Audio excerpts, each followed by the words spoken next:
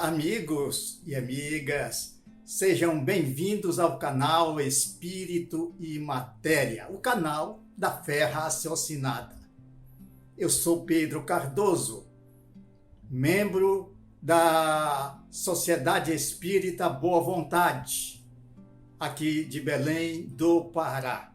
Neste vídeo, vamos abordar 4 personalidades eminentes: Paulo e Estevão, Chico Xavier e Emmanuel. O conteúdo está no romance Paulo e Estevão, que foi psicografado pelo médium Chico Xavier. Era o ano 48 depois de Cristo. A cidade de Corinto foi reconstruída pelos romanos, que eles mesmos, no ano 155 antes de Cristo, destruíram aquela cidade que pertencia à Grécia. Agora transformaram Corinto em uma cidade de viciações, de grandes e grandes orgias. E ali morava um judeu chamado Joquedebe. Ele era viúvo e morava com os seus filhos, Gesiel, de 19 anos de idade, e Abigail, na faixa de 17 anos. Certo dia, o velho Joquedebe foi ao mercado comprar alimentação e, ao passar por uma esquina, estavam ali muitos soldados romanos vigiando a cidade, e ele reverenciou e saudou aqueles soldados romanos. Um deles veio até o velho Joquedebe e disse: "Por que você é tão ousado? Por que não passa em silêncio e deixa de estar reverenciando a nós?" E deu um bofete no rosto de Joquedebe. O velho judeu foi à frente para o mercado, e antes de chegar no mercado, outra esquina, e ali estavam soldados romanos. E ele, para não ser esbofeteado, passa em silêncio. E um dos soldados daquele grupo pega-lhe pela gola da camisa e diz: "Por que você é tão ousado assim, que não reverencia aos seus superiores?" E deu outro bofete no outro lado da face e o sangue jorrou. Agora, Joquedebe não vai para o mercado e volta para casa. Ao passar perto de um bosque de propriedade dos romanos, ateia fogo, revoltado por aquela cena. Ao chegar em casa, os seus filhos, Gesiel e Abigail, perguntam: "Pai, o que foi isso?" E disse: "Os romanos me bateram." Enquanto ele justificava, chegou a guarda romana, porque souberam que foi ele que tinha ateado fogo da propriedade dos romanos naquele bosque. E prenderam e levaram para o calabouço. No outro dia, seriam sentenciados à morte. No dia seguinte, veio o centurião com carrasco, e eles estavam já amarrados no tronco: Gesiel, Abigail e Joquedebe. O centurião disse: "Comece a tortura pelo mais velho." E os azalragues então lambiam-lhe as costas, ferindo-lhe brutalmente, até que uma dessas arrojadas daquele chicote brutal pegou seu pescoço e o sangue jorrou. E Joquedebe perdeu muito sangue e pendeu a cabeça. Estava para morrer, da frente dos 2 filhos. Ao que Gesiel disse: Abigail, papai está morrendo, papai está morrendo. Faz aquela oração que a mamãe nos ensinou quando adorava o Deus Jeová. E ali, aquela moça de 17 anos buscou energias do seu próprio coração e começou fazendo uma oração. Pai dos que choram, dos tristes, dos oprimidos, fortaleza dos vencidos, consolo de toda dor. Embora a miséria amarga do pranto dos nossos erros, neste mundo de desterro, clamamos por vosso amor. É a prece dos aflitos que conhecemos no Espiritismo. E o resto desta oração está no romance Paulo e Estevão. Quando a tortura acabou no velho Joquedebe, o centurião disse para o carrasco: desata esta menina, porque as palavras delas tocaram o meu coração. E eu estou aqui para cumprir as ordens do império. Não posso ser sensibilizado por essa menina. Coloca ela na rua. E aquele carrasco desatou aquela menina. E lá na porta disse: vai, minha filha, porque eu sou pai. E também estou com o coração partido. E voltou. Quando chegou para sentenciar Gesiel a morrer pelas chicotadas, o centurião disse: ele é atlético, é um moço forte. Não mate, ele vai ficar como escravo nos campos de concentração. Vamos aproveitá-lo assim. E dessa forma, Gesiel tornou-se escravo nos campos de concentração ali administrados pelos romanos. Algumas vezes, no mar Mediterrâneo, muitos romanos passeavam nas galeras, uma espécie de barcaça de 2 andares, e selecionavam escravos para remarem, enquanto eles faziam farras naquelas galeras. E Gesiel foi um dos escravos escalados para fazer também a companhia de outros companheiros para remarem. E assim os romanos estavam naquela galera. Naquela época havia uma enfermidade de forma epidêmica, que se uma pessoa contraísse aquela enfermidade, não passava 24 horas, falecia. E durante o passeio, o capitão-mor daquela embarcação contraiu a enfermidade. Era 24 horas somente que ele tinha vida. E o capitão-mor e o comandante daquela embarcação colocou aquele oficial romano em um cubículo. Para que ele morresse com dignidade, tinha que ter um escravo perto dele. E foi selecionado Gesiel.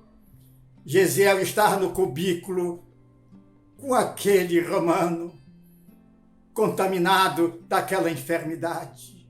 E de hora em hora, Gesiel se ajoelhava e orava ao Deus Jeová Jiré para que salvasse a vida daquele romano.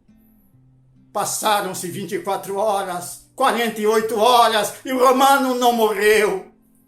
Então tiraram aquele homem, aquele oficial dali do cubículo, mas deixaram Gesiel lá porque Gesiel contraiu a enfermidade. Então, aquele oficial que foi salvo pelas preces, pelas orações profundas de Gesiel, disse para o comandante da galera: eu quero dar uma morte digna para esse escravo. Ele salvou minha vida. À noite vou baixar um bote para que ele seja levado por outros escravos até a terra firme, para ele morrer lá com dignidade. E assim fizeram. Deixaram as margens do mar Mediterrâneo, e de madrugada passavam 2 caçadores por ali e viram Gesiel quase morto, convulsões terríveis, o maxilar prendendo a língua e o sangue jorrava. Estava para morrer. Então um daqueles caçadores sabia que na casa do caminho das redondezas de Jerusalém havia uma instituição cristã que atendia os miseráveis. E um desses caçadores colocou aquele homem no ombro e levaram até ali a casa do caminho. Pedro, João, Tiago receberam aquele moço e colocaram numa cama e fizeram orações. Passaram-se mais de 24 horas, 48 horas, sob o peso da oração fervorosa daqueles apóstolos de Jesus na casa do caminho. E Gesiel não faleceu. Perguntou então do que se passava. Pedro disse: nós somos discípulos do Cristo, um Cristo que veio para restaurar a humanidade. Eu quero conhecer os evangelhos, disse Gesiel, e deram os evangelhos para ele. A partir daquele momento, ele disse: eu me converto ao cristianismo. E Pedro disse: seu nome, a partir deste momento, não será mais Gesiel, será Estevão. E você vai fazer pregação todas as vezes aqui, à frente dos irmãos que chegam com as doenças, com as enfermidades. Tornou-se um grande orador que chegou à sua fama na casa do Sinédrio em Jerusalém, que é a casa de lei dos judeus, onde ali estava o doutor Saulo de Tarso. Recebeu ordem para vir prender aquele jovem que fazia pregações contrárias à lei antiga. Ao chegar lá, prendeu Gesiel, que agora é Estevão, e foi sentenciado à morte, marcado para morrer numa arena, com aplausos do público e com pedras na mão. Cavaram um buraco no centro da arena e enterraram o jovem Estevão até o pescoço, para que as pedradas chegassem à cabeça, e todos aplaudiam. Vamos deixar por aqui em pouco tempo e ver como foi a vida da jovem Abigail. Saiu dali, não tinha pai, não tinha irmão, não tinha mãe, porque quem fosse para o calabouço não saía com vida. Então procurou Dona Ana e seu marido para que pudesse assim lhe assistir. E Dona Ana lhe assistiu e disse: nós vamos adotar você como nossa filha, porque tínhamos um filho e foi morto de forma brutal por esses romanos. Vamos nos mudar daqui e vamos para Jope, uma cidade a 48 quilômetros de Jerusalém. Era um porto às margens do mar Mediterrâneo. E ali estava Abigail. Saulo de Tarso, em suas caminhadas, viu aquela jovem bonita e se enamorou dela. Ficaram noivos. E no dia da sentença da morte de Estevão, ele disse: minha noiva, você vai assistir o meu primeiro ato de justiça, porque esse homem pregava contra a lei antiga. Mas eu não posso, eu não tenho coragem. Você não vai me abandonar nesses momentos. É o meu ato heróico primeiro da minha carreira política no Sinédrio. E ela aceitou. Lá estava o jovem Gesiel. E começou a sessão brutal das pedras. Uma delas caiu na cabeça e o sangue jorrou daquele jovem. Abigail estava de braços dados na tribuna oficial com o doutor Saulo de Tarso.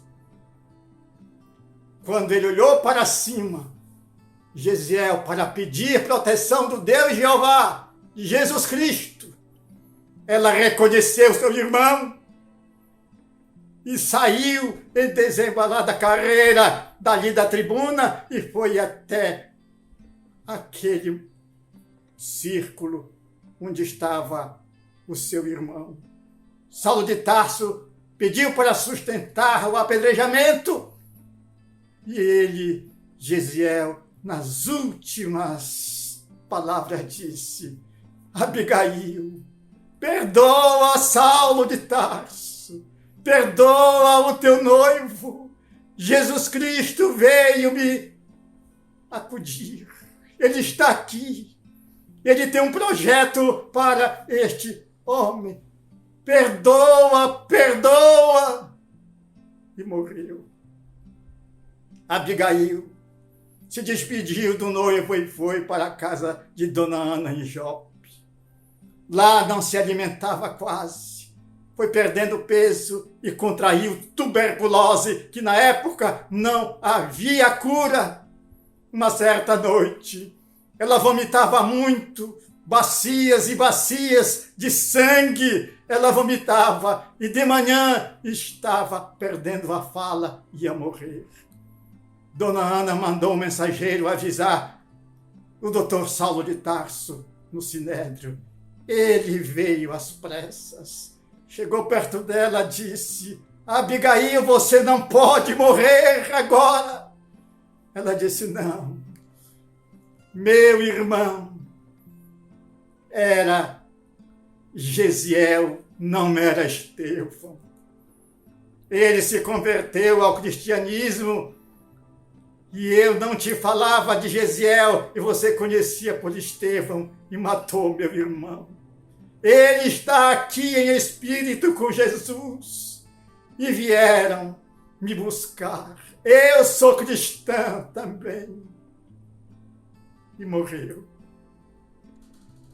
Fizeram sepultamento. E o doutor Saulo de Tarso, agora mais revoltado contra os cristãos, começou a perseguir. Soube que em Damasco havia um homem cristão que curava os enfermos, dava vida aos supostamente mortos, vista aos cegos, movimento aos paralíticos. Era o cristão Ananias. Ele partiu para lá, para agredir, para atacar, para matar, para prender aquele cristão. Ao chegar nas portas de Damasco, o cavalo não resistiu uma luz intensa que veio dos altiplanos. Ao pino do meio-dia, uma luz mais forte do que o sol. O cavalo não prosseguiu. E uma voz dos céus disse: Saulo, Saulo, por que me persegues? E ele disse: quem sois vós, Senhor? A voz responde: eu sou Jesus a quem tu persegues. E caiu do cavalo o doutor Saulo de Tarso e foi envolvido pelas trevas caliginosas da cegueira total. E disse: o que eu devo fazer agora? A voz disse: vai até a cidade e lá te dirão o que deves fazer. Levaram o doutor Saulo de Tarso até a casa de Ananias, que já tinha sido avisado por Gesiel o Estevão, de que Saulo de Tarso iria ser ali recebido. Então, Ananias colocou as mãos sobre a cabeça daquele jovem doutor cego total, e como escamas caíam dos seus olhos, ele voltou a ver. Daquela data em diante, ele abraçou Ananias e disse: eu me converto ao cristianismo. A partir de hoje eu não sou mais Saulo, eu quero ser Paulo. Até aqui nós ficamos, porque é a introdução do livro psicografado pelo médium Chico Xavier, Paulo Estevam, um romance extraordinário que foi publicado em 1941 pela Federação Espírita Brasileira.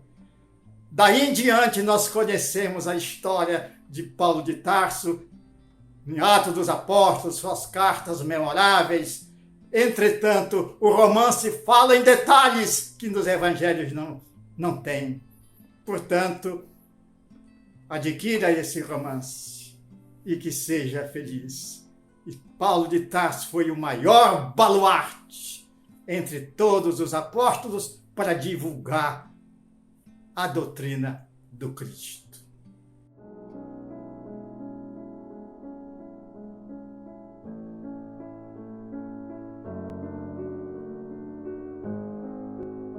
E agora, o convite à oração.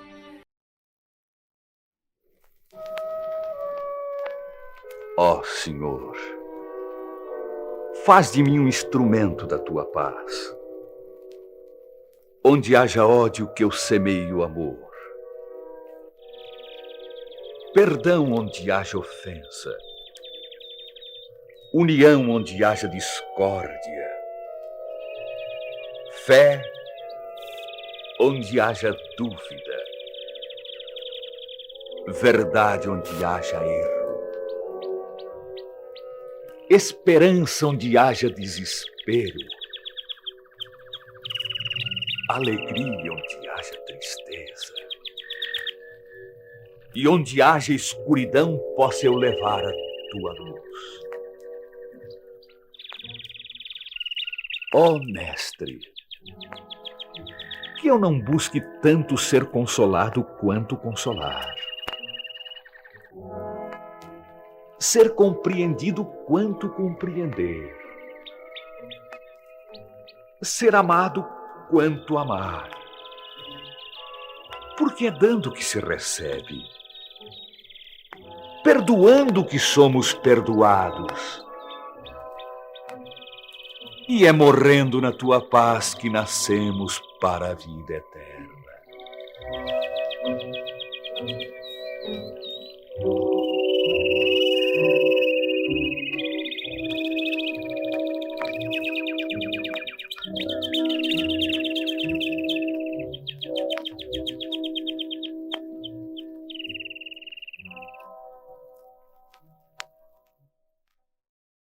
E agora a última no limite do tempo.